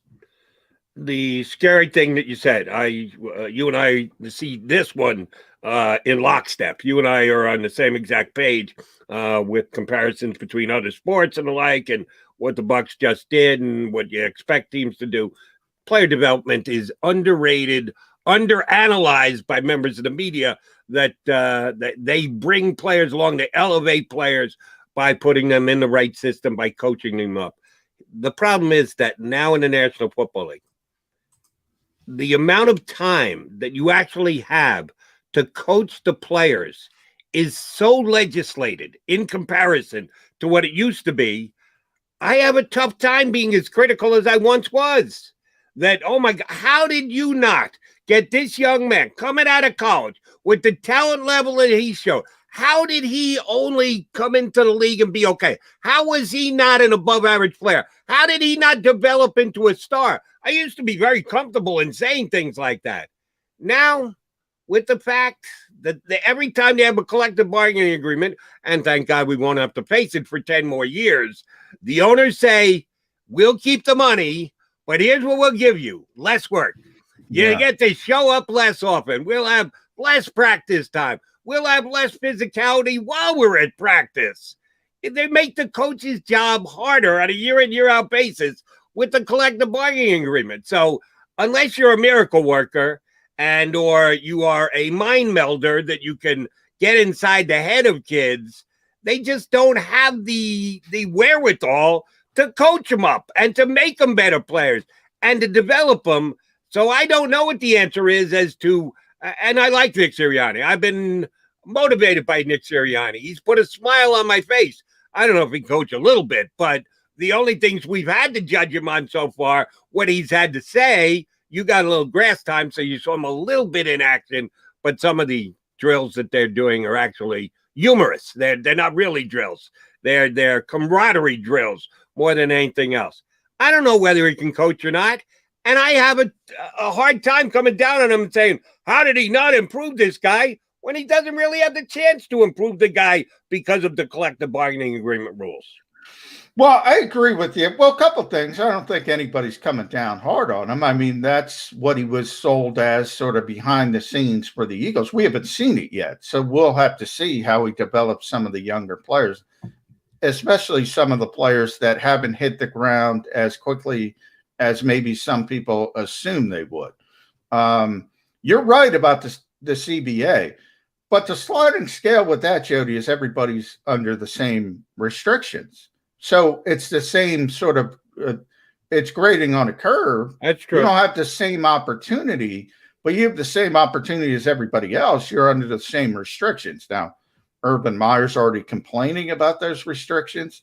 That's the point. You got to adjust. You got to adapt. You got to figure out a way to at least do it a little bit better than everybody else. And that's when you become a top tier, coach, top tier developer of talent, however you want to describe it. And, I don't need Nick Sirianni to be Bill Walsh. I need him to be good under the restrictions he faces. And that's what will be ultimately graded on. And I think that's fair. So when you look at some of these disappointing young players, and I put that term in quotes because, look, Jalen Reagor's the most obvious because he was the first round pick last year and disappointed everyone. I think part of that had to do with injuries, to be honest. Wasn't healthy. So, right off the bat, if he stays healthy, I think he's going to be a better player. But clearly he needed some help also when it comes to the technique, the route running, things of that nature. Then we go back the year prior. You can really see it with J.J. Arcega-Whiteside, who hasn't developed. These are the type of players, especially because he's got wide receiver in his background. He was a wide receiver in college. He coached the position. We got to see some improvement. We talked about corners. Everybody's, Steven Nelson is a Band-Aid. If you get him, great. He's a Band-Aid. You got to develop Avonte Maddox better to where at least he can be a really good slot cornerback. You got to develop some of these guys, whether it's Mike Jaquette or Zach McPherson. And that's what Jonathan Gannon is supposed to be. So this is the task placed in front of them, and this is where they have to succeed, Jody. Yes, and you mentioned two of the wide receivers. I go back and add Nelson Aguilar to that mix. As soon as he got out of town, he got to become a better and more productive wide receiver with the Raiders. Maybe that had something to do with Derek Carr. I don't know, but I don't know if it was John Gruden's coaching. They developed him. They got him to up his game production-wise more so than he ever did here in Philadelphia. So wide receiver is a key position, and the point you make about this being a kind of wide receiver-based coaching staff, that's where Sirianni cut his teeth. Well, I hope that pays dividends. I hope that is the case, that the Eagles are actually better at wide receiver. Cornerback is another position. And the other one I'd add to the mix where they came up short, and maybe we'll actually see an improvement with this new football team, new coaching staff, is defensive end. The fact that, for me, Barnett has not lived up to his draft status his whole time here in Philadelphia. Just a couple of years ago, they used a middling draft pick on Sharif Miller. He's gone. A year and change later, he's gone. The previous Eagle coaching staff didn't do good enough job at developing pass rushers. Give me an optimistic slant as to why we should think the new Philadelphia Eagle coaching staff, at least this team this upcoming year, should be better at getting to the quarterback. Well, number one, I would say that wasn't a deficiency of the team overall. I think they were, near the top of the league when it comes to pass rushing and pass rushing efficiency, number one. So that's a strength. But that has to do with veteran players, mainly Fletcher Cox and Brandon Graham and so on. I think you're a little hard on Derek Barnett, as I've said in the past. When he's healthy, he can't stay on the field. The issue with Derek, and I've mentioned this before, if he's a second-round pick, he's great. He's a first-round pick, so he's not great, which is, part of the gig. I mean, that's what it is. You face the pressure. I talk about the Giants this year where they drafted, I think, Kadarius Toney in the first round, and it was Azeez Ojulari in the second round. Right. I think Ojulari is going to be the better player. I think if they draft Ojulari in the first round, Toney in the second round, you make things easier on Toney. Now he's up against it because he doesn't belong where he was drafted, and people are going to always expect what he's going to be. So it's kind of weird, Derek Barnett, but I think he's a solid player. Don't think he's a great player. I think he's a solid player. Josh Sweat has developed a little bit. We'll see with Milton Williams inside. He's going to be supposedly a versatile player, mainly play inside, but can play outside because he's so athletic. They've always gotten to the quarterback. The problem has been the back end. And it's one of those things where, and I think Geoffrey Knox said this as well, those two parts of the game are always meshed together. You either get to the quarterback quickly to help out your corners, or vice versa. You have good corners who can help you cover a little bit longer, can help you get to the corner. There's no question with the Philadelphia Eagles, as they're structured right now, Jody, yeah, it's the pass rush. They got to get home to mask the deficiencies of the back end, where they got to get a little bit closer to get that back end up to speed. That defensive line is still good, and I think it's still top 10 in the NFL. And they will play it a little bit differently. I know you are a big Jim Schwartz fan, and we kind of disagree on Derek Barnett, and we kind of disagree on Jim Schwartz. I think he was a good, solid defense coordinator. I don't think he was ever a special or game-changing defensive coordinator. Do you think this defense is going to be more aggressive, less aggressive, differently aggressive? How do you think we're going to look at last year, well, more than last year, the entire Doug Peterson era, led by Jim Schwartz? How are we going to look at them in the way they went about playing defense as compared to the way this upcoming year's team, Eagle defense, is going to be situated? Well, if I had to guess, I would say short term for this season, they're going to be less aggressive. And I think for obvious reasons. I think they're going to play a lot of cover 2, cover 3 to protect the cornerbacks, number one. So they're going to play a lot of zone. And if you look at where Jonathan Gannon comes from and Mike Zimmer, and I know Mike pretty well, he really stresses. He's a Bill Parcells guy. He really stresses a disciplined pass rush. And in other words, I always talk about sacks not being that important. He's in that camp. He wants a disciplined pass rush. In other words, he doesn't want Jason Babbitt freelancing guys going all over just to get a sack. He wants to make sure you're in your gap, your lane at all time, pushing the pocket, not only pushing the pocket, but making sure the quarterback can't escape. So I think they're going to be more disciplined, a little less aggressive. Eagles fans are probably not going to like that. And then as the talent changes, I think, if you get corners, you can be more aggressive. And then if you get linebackers, you can blitz from the A gaps. You get more aggressive. But I don't think the Eagles have that talent right now. So I think they're going to be less aggressive. We'll see how the quote-unquote blitzing goes with this team. And there are some guys that are just expected to get home, get sacks, make big plays. And, yeah, Derek Barnett's 19 and a half sacks in 4 years in the National Football League. Let me ask you this, Jody. Would you agree? Now, as I said, that's part of the gig. If you're a first-round pick, would you agree if he's a second-round pick, you wouldn't have as much issues with him? Oh, as much? No. Issues maybe, but not as much. That's what it's all about, John. It's living up to expectations. I understand and that. The expectations are affixed to you as soon as they call your name out on draft night. I understand as you get paid in a capped league, which the NFL is, and with that rookie contract, you are slotted in. There's very little wiggle room. You and I have been going back and forth about Landon Dickerson and offset money, which has held up the fact that he hasn't signed yet. But we know what the money's going to be. There's very little movement. The NFL, that's another thing that the Players Association has given away in their last collective bargaining agreements. Yeah, just go ahead and slot the whole draft, specifically with first-round draft picks. You know ahead of time what you're going to make. In that sort of a world, yes, expectations are tethered to where you are drafted. But my only point, paid by where you are drafted. My only point, Jody, is I agree with you. Expectations are part of it. I'm just saying he's not a bad player. He didn't live up to expectations. That part I agree with.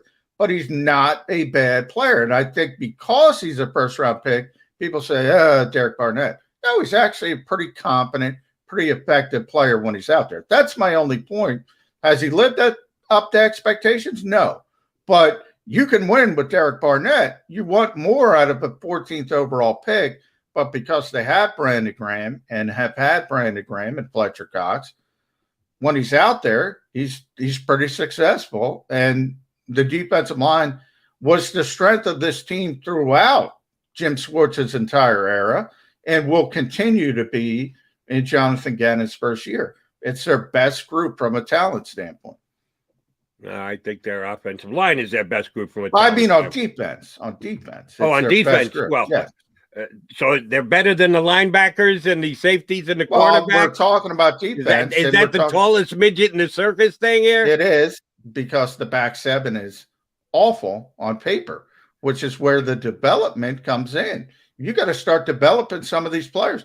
Nobody talks about Davion Taylor anymore because he was non-existent. I mean, he's a third-round pick. Something's got to give. Or you say he either develops or you got to admit the mistake. He's got to get on the field.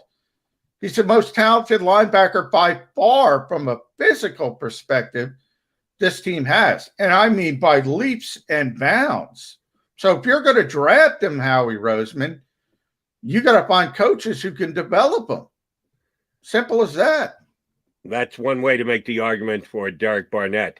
He's certainly given you more than Davion Taylor has. I know it's not a perfect comparison. One's in his fifth year, the other's in the second year. But even his first year, actually, I think Derek Barnett's first year might have been his best year. He came in and actually contributed year number one. Some of the draft picks from last year's class, not so much. He is John McMullen. I am Jody McDonald. We are Birds 365. Take a time out, come back. We got a couple more issues we want to get into before we put a wrap on Birds 365. I get scared sometimes. Of a lot of things. Joining in. Decisions. The dark. The dark. But I once heard someone say, But as I always say, it's okay to be afraid. As long as you face the fear. And keep moving forward. Wherever you are in life, count on the name trusted in insurance for over 80 years. Independence Blue Cross. The savoring taste of a good bag of beef jerky is so enjoyable at any time of the day, as long as you can find it. Here's what we suggest. Pure Bull beef jerky is our answer, and soon it will be yours. Locally produced in the Philadelphia region, this high-quality, healthy protein snack is easy to secure. Go to steersnacks.com, and you'll see hot garlic, tropical heat, Pure Bull dry rub, and our favorite, Huck and Fod. What's that? Huck and Fod. Go now to steersnacks.com.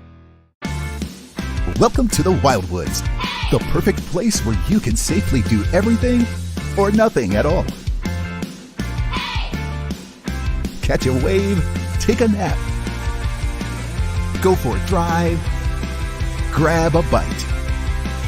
It's your vacation, and we're doing everything we can to make it a safe one. The Wildwoods. Your vacation, your way.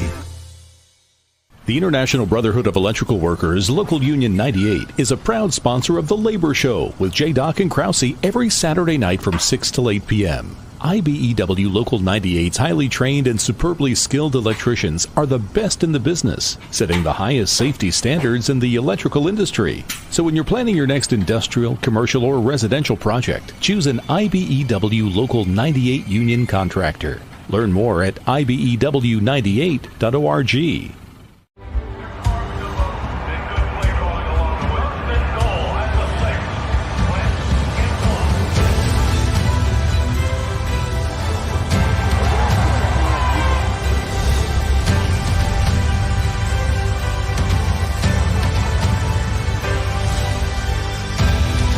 On the field of life, First Trust Bank is there for you.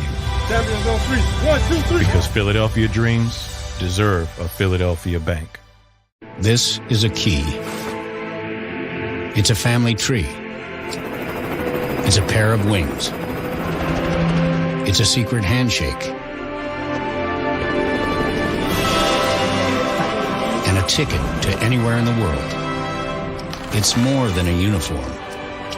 It's the door to a world most people only dream of. There's Strong, and then there's Army Strong. Try it on at GoArmy.com.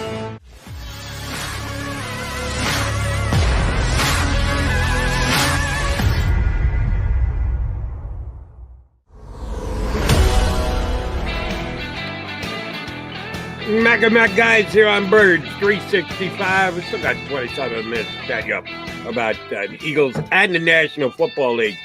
Johnny Mac, speaking of the National Football League, and it's so funny because I was defending Deion Sanders earlier here on the show because he asked a reporter to call him coach, which it's more of a coach thing. I'm a former coach, and I like the respect of being called coach, and I think when Deion gets a job like that, he can do something like that, even though never a Deion Sanders fan. Didn't like him a little bit. Thought he was a stone-cold jerk, throwing the water on the reporter in the shower when he was a baseball player. Just a bad dude. You talk about egomaniac. You know, baseball players are typical. Well, and Deion was one of those. He wasn't a bad baseball player. He's a better football player, but he wasn't a bad baseball player. But he was also just a complete jerk a lot of the times in his career. But I think he's got a point about being asked to be called coach. My new favorite guy, not Deion Sanders, in the National Football League. And he has established that in the last 24, 48 hours. Who do you think I'm talking about? My favorite NFL player for a very specific reason. I'll give you the reason. Maybe it'll help you guess. He's got his priorities in order. Tom Brady. Not Tom Brady, but he made headlines. We'll get to him in a second. Yeah, but not the guy I'm referring to. Tom Brady's great. Who did something this week? Well, Deion Sanders. I'll give you the team. Deion's ex squad. Well, that could be a bunch of teams. Cowboys, 49ers, Washington. Think the start of Deion's career. I don't know where you're going. What has happened around this league? Deion's first team was San Francisco. No, Atlanta Falcons. Did you see the story about their kicker? Oh yeah. He got his car stolen, or that's exactly what I'm referring to. Hoku Kim, I apologize because I'm kickers are just in one ear and out the other.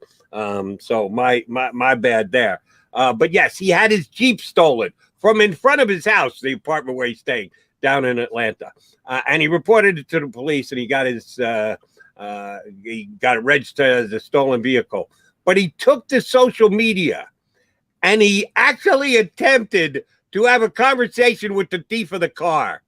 And he said to him, listen, you can keep my Jeep, but you got to give me my cleats back. His cleats were in the car. He knows what his priorities are. He's got cleats he's comfortable in. Yes, these cleats were made for kicking. He's got to have them to be able to make field goals to continue to play in the National Football League. I love a guy who says, keep my car. Just give me back my cleats. I got to make field goals. You're an Atlanta guy. The car was stolen in Atlanta, so I'm hoping you're a Falcons fan. Do the right thing for the Falcons and give your kicker his cleats back. That makes him my favorite player in the National Football League. Kickers are weird, Jody. See, I'm going to take a different. I love them for that. I'm going to take a different. See, here's the kicker I want, because kickers are so, they could be thrown off by anything. So that's why he wants his cleats back. I don't know this about Justin Tucker, but I'm going to guess if he had his cleats stolen, he'd say, give me another pair of cleats and go kick one from 60 right down the middle. That's the guy I want. I want the Tom Brady kickers. I don't want somebody who's so mentally fragile he thinks his success is tied to his cleats. I'd look at it differently than you, Jody. And I as a matter of fact, I might be able to find out about Justin Tucker if he is the kind of guy who is tied that's to Randy Brown. Randy Brown. We got a Martin guy who is around Justin Tucker. He is unbelievable. He's the best kicker who ever lived already. He is stone cold going to the Hall of Fame when his career is over and done with. It's the best kicker of all time by far. And obviously it's very difficult for kickers to get in the Hall of Fame. Jan Stenerud was the only one for years. Then they let Morton Anderson in. By the way, if Jimmy Kempski, you're listening, Morton Anderson belongs in the Hall of Fame because we got in this argument with Hall of Fame guys. Look, if you look at him in this era, no, he doesn't look like a Hall of Famer. In his era, he was dominant. He was so much better than everybody else. I talked about Ray Guy as punters the same way. Yeah, if you look at just the numbers, Ray Guy doesn't look as dominant. Look at his numbers against the punters of his era. Correct. That's why Morton Anderson should be in the Hall of Fame, is in the Hall of Fame. That said, because of the advancements and everything, technique, equipment, ability to train, Justin Tucker's the greatest kicker who ever lived. And it's not particularly close. Yeah, scary. The guy who kicked the game-winning field goal in the Super Bowl is probably also going to get into the Hall of Fame because while his overall numbers don't match Tucker's, the clutch factor of when he kicked some of those game-winning field goals is probably going to get him into the Hall of Fame. So we're actually going to see two guys go in over the next, assuming Tucker only kicks another 5 years, over the next 10 to 12 years, I think we will see two kickers actually get in. Speaking of Hall of Fame bound, yes, I got to see some of the video from Tom Brady yesterday. The Tampa Bay Buccaneers did go to the Super Bowl. And, my admiration of Brady has gone up this offseason. I saw him on The Shop, LeBron James's show on HBO, where he started. I'm going to use a John McMullen show phraseology here. He started a kerfuffle by saying, "And this team they're going to stick with that bleeping quarterback." He was actually very entertaining when he was on the show. And he was entertaining again yesterday in the White House, playing straight man to Joe Biden, which I don't necessarily think Joe is a yuck fest either. But they actually got off a couple of lines yesterday, and Brady played the role well. Did we read anything into the fact that he's been there before? He has been to the White House as part of a team celebration, a squad that won the Super Bowl. And he did so when George Bush was the president. He didn't make it when Obama was the president. Oh, by the way, the Patriots won a couple of Super Bowls. And he didn't make it while Donald Trump was the president. And yes, they won the Super Bowl while he was in the Oval Office. But he makes a return trip with Joe Biden in the office. It's one Republican, one Democrat. I don't know what to make. Does Tom Brady, hopefully this is the answer. He doesn't give one about political aspirations. Remember, he got in trouble for having a Make America Great Again hat because he was friends. He golfed with Donald Trump. Robert crapped out. So everybody's people are ridiculous with this stuff, Jody.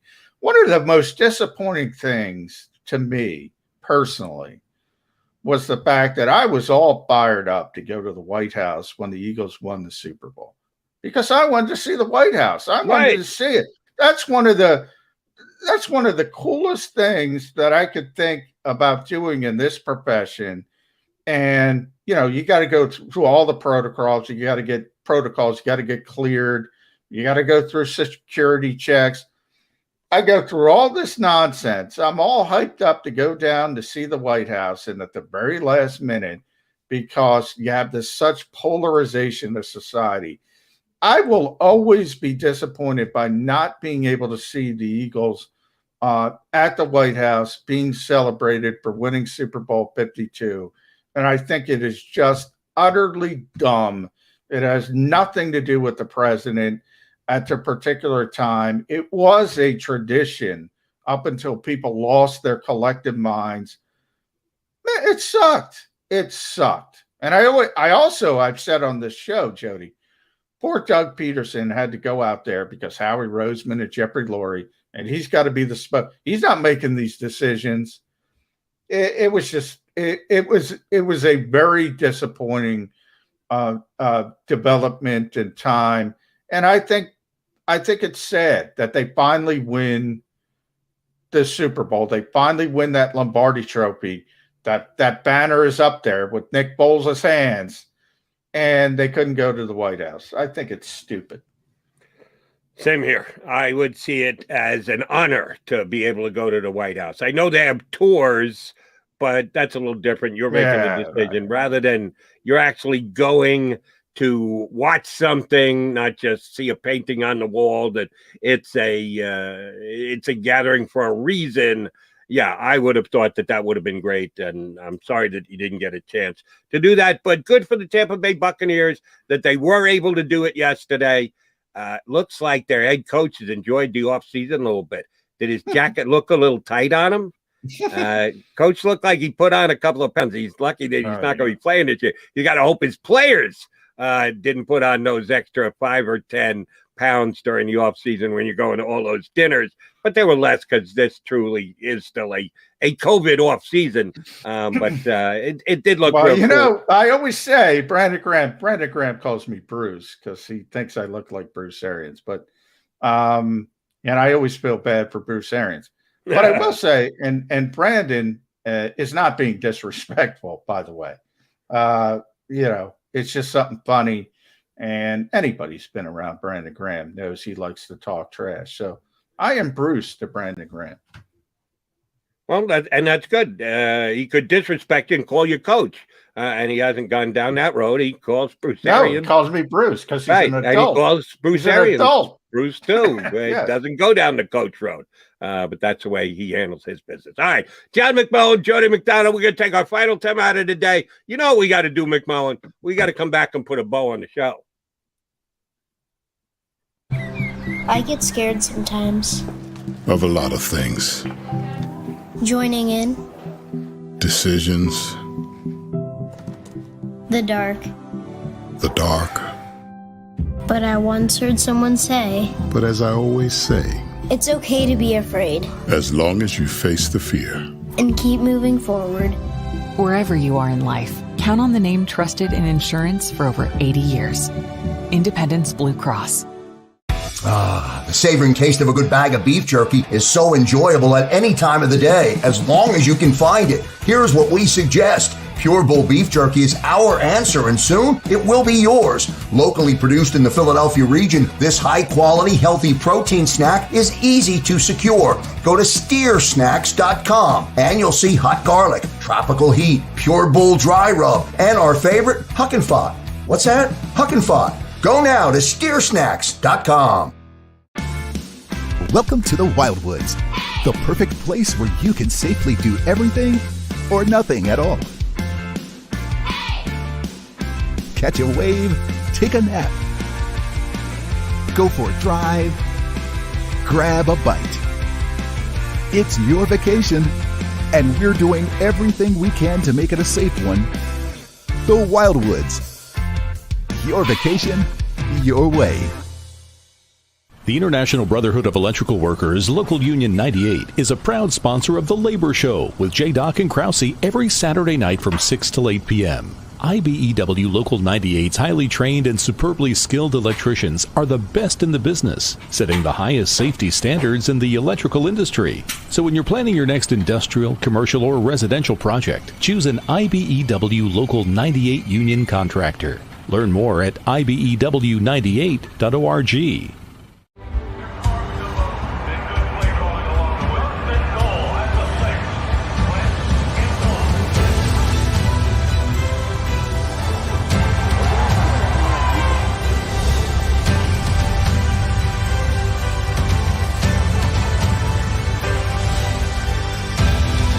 On the field of life, First Trust Bank is there for you.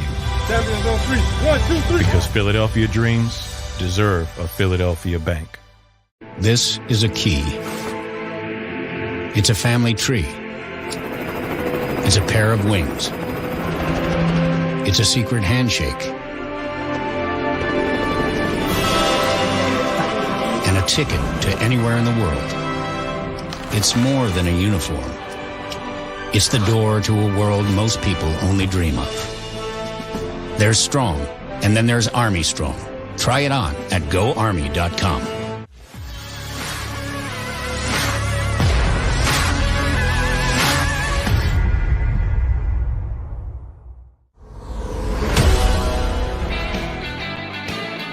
Coming down the home stretch of a Birds 365 Wednesday edition with John McMullen.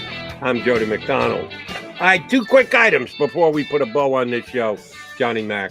The first one being one of my favorites, and I get this on the air every once in a while when I'm hosting a show, and surely get it all the time since social media came aboard. Someone will send me a Twitter along these lines relatively often. Who says no? I'm going to propose a trade to you, and you will be the third person arbitrator, and you'll decide which of the two organizations says no to the potential trade. The Los Angeles Rams send a conditional 7th, could be a 6th. I don't think they can get a 6th up to a 5th, but a 7th to a 6th round pick to the Philadelphia Eagles in exchange for Kerryon Johnson, who the Eagles signed as a free agent, didn't have to pay anything. As a matter of fact, after they signed him, they got him to agree to work for a little bit less because he wanted to be here as badly as he did. The Rams yesterday lost Cam Akers, their number one running back, torn Achilles. oh, that's see you later, bye time. Yeah. There's no coming back from that in less than a year. So Cam Akers done for the year. Henderson, their second back, they went dual back last year, and he was comparable. I think Akers is a better player, and he's certainly a more of a home run hitter. But I checked the rest of their roster as far as depth at the running back position goes. I don't like it a little bit. And Kerryon Johnson, of course, has a standing relationship with Matthew Stafford, the guy who is now the new quarterback out there in Los Angeles. And I don't know how much influence Matt has over player personnel, but he can surely pick up a phone and talk to his coach and to the general manager of the Rams. I understand where if the Rams were skittish, hey, this guy was out there and we could have made a play for him. We didn't. The Eagles got him for nothing. All they had to do was sign him, but his contract is very manageable. He's the guy who has accumulated stats in the league and proven he can play, and he did work with Matthew Stafford. If you were the Eagles, would you accept a 7th with a conditional could move up to a 6th-round pick for a guy you signed off the scrap heap this offseason? No, I'm going to go no for a couple reasons. And by the way, no on both ends. The Rams don't care about draft picks. So they would trade, and they're going to get somebody at some point. But I think everybody, and I think the Eagles want to see if Kerryon Johnson is healthy. And I think if he's healthy, he's going to be a big part of this team. So I think they want him, but they have to see if he's healthy. And I think from the Rams' perspective, they're not going to take somebody with those kind of injury concerns. But the Rams are going to get somebody at some point. Now, if he goes through training camp and the Eagles say, well, you know what? We want to keep Boston Scott. Jordan Howard looks better than we expected. Then maybe later in August. Kenny Gainwell ready to play. Yeah, Kenny Gainwell's ready. Good point, Jody. Then they would say, yeah, let's spin him off. And I think if he shows he's healthy, the Rams would then go, yeah, well, we'll take a flyer. So right now I would say no, because nobody knows if Kerryon Johnson's knee is going to hold up. Fair enough. I like the depth the Eagles have at the running back position. I'm a Miles Sanders fan. I hope he gets pick the percentage number out of the heavens here, 66%. 2/3 of the snaps he's on the field, 1/3 somebody else is, and it's all those other guys making up the 1/3. That's what I'm hoping the breakout is for this team this year, and health is a big part of it. But that's a limited role for any of the other guys, as far as I'm concerned. And I think the Eagles have competent guys to do that, and it could surely pull one out and give them away. And the tie between Stafford and Kerryon Johnson might just be able to get you a draft pick for him rather than absolutely nothing if you're going to cut him. So I just wanted to float that one out there before the show. All right. I asked you this, I guess it was Friday before we took off for the weekend. Percentage chance that Zach Ertz's resolution comes in the next 24 hours. You gave me 0 last Friday. Is it 0 from Wednesday into Thursday? No, we're starting to get into the single percentage because we're getting close. We're less than a week away from camp or a week away from grass time. So I'm going to I still think Zach Ertz is going to go into August because he's waited this long. Why not wait until the end? But I'm going to tick that up to 4%. Joe, 4% that something gets done in the next 22 hours. Stay by your radios and your television and your computers, folks. John McMullen might be posting an article on Philly Voice about what happened to Zach Ertz to end his tenure here in Philadelphia. All right, and maybe even more so. I thought you were going to stay at 0 for that one.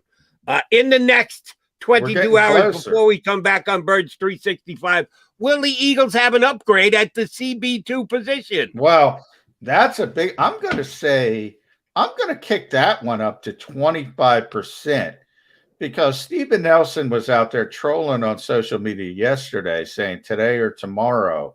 Now, a lot of people think he's going back to Pittsburgh, so that's still probably the most likely scenario at obviously a lower cost. But there's some movement, and he's got to come in. You see it all over the league. You start seeing some veteran names. Steelers just signed Melvin Ingram, by the way. Right, that's what I was going to say. I don't know about Steven Nelson going back to the Steelers because they just came up with $4 million to give it to Melvin Ingram, who I like. You know, you and I talked I was down for either Kerrigan or Ingram. I wanted to see the Eagles get one of the two, and they did, and they got Kerrigan for a cheaper number, for a less salary capped hit than what the Steelers paid for Ingram, and I ranked them right about the same. So I thought the Eagles did a very good job when they signed Kerrigan, but that does take a little cap flexibility out of the Steelers. So if that was a main opponent of the Eagles to get their hands on Steven Nelson, I think they were helped by the Ingram signing.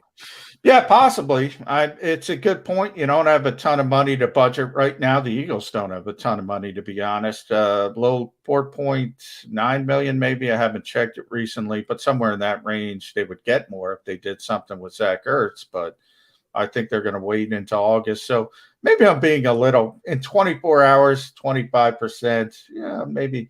But this is the time of year where things could start to happen, Jody. Okay. You see it around the league. You went from 0 to 4 on one, 0 to 25 on the other. Landon Dickerson signs a contract with the Philadelphia Eagles in the next 22 hours. What's the percentage, McMullen? I'm going to go 6%. Ooh, he's moved on all of them. Yeah. Damn, that's good to Eagle. You know what that means? One thing and one thing only. If you are watching Birds 365 right now, you must be back here at 8 o'clock tomorrow morning. 10 o'clock, something's going to happen. That's what usually happens. But no, Landon, as I said, my best guess he will sign July 26th or July 27th, the day of camp. So that's still more likely.